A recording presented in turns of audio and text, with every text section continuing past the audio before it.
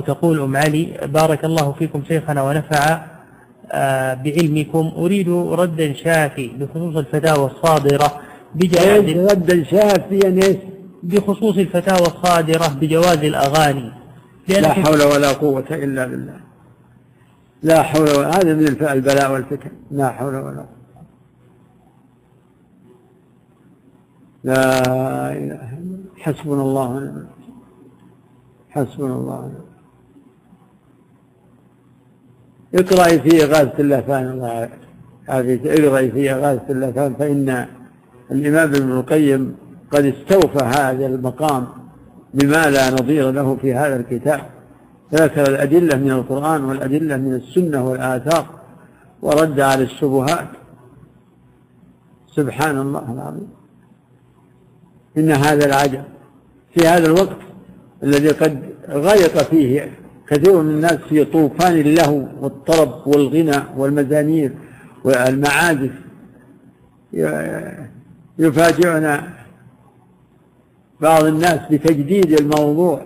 يعني كان موضوع الغنى محل جدل في السبعينات قديما، أول ما بدأ بث الغنى في الإذاعة، ثم سكت الناس ومشت الأمور، وغنوا ويغنون ليل نهار. هي تعزف الإذاعات والمحطات، تعزف بأقبح وأخبث أنواع الأغاني.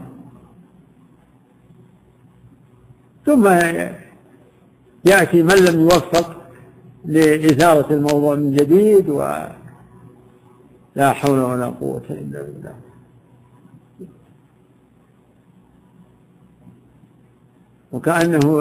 وكأنه يحمل دعوة إلى يعني التمادي في الغنى. لا، أي مناسبة لهذا الطرح؟ أي مناسبة في هذا الوقت؟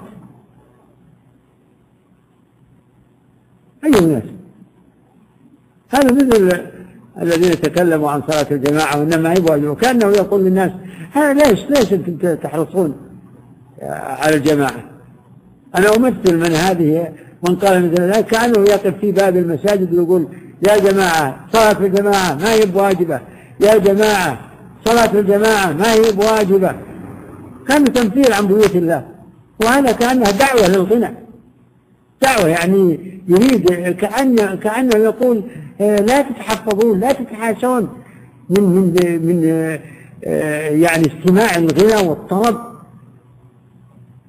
لا تتحاشون، ولا يهمنكم العلماء الذين أصيبوا بجرثومة التحريم على حد ما قيل. لا إله إلا الله. نعم، أعوذ بالله. أحسن الله إليك. سبحان الله.